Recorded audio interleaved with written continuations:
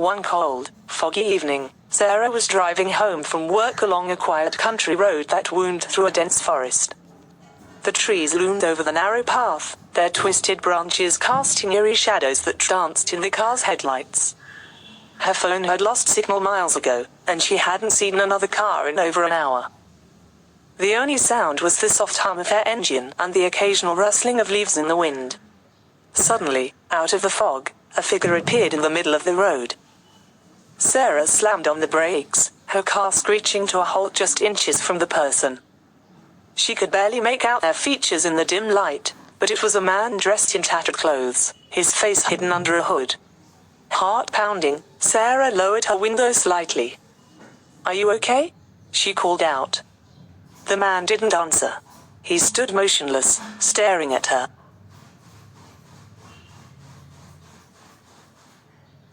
Then, without warning, he pointed into the woods. Sarah's pulse quickened. "Do you need help?" Again, the man said nothing, his finger still pointing. She looked in the direction he indicated but saw only darkness.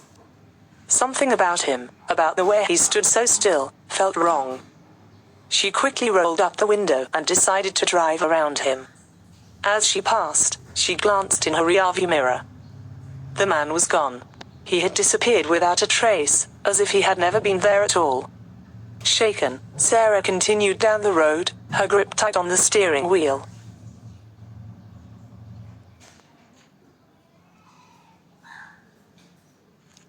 A few minutes later, she spotted a light ahead, a small cabin nestled between the trees.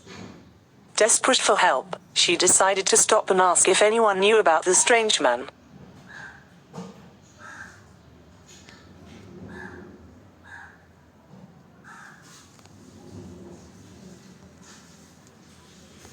She knocked on the door, and an old woman answered, her face lined with worry. "Did you see him?" Sarah blurted out. The woman's eyes widened. "You saw the man in the road?" Sarah nodded. "Yes, but he disappeared. I don't know where he went." The old woman stepped back, her voice trembling. "That man. He's been dead for over 50 years. They found his body in the woods after he vanished one stormy night. People say he appears to warn travelers. Because if you see him, something terrible is about to happen." Sarah's stomach twisted with fear. Just as she was about to ask more, a deafening crash echoed from outside.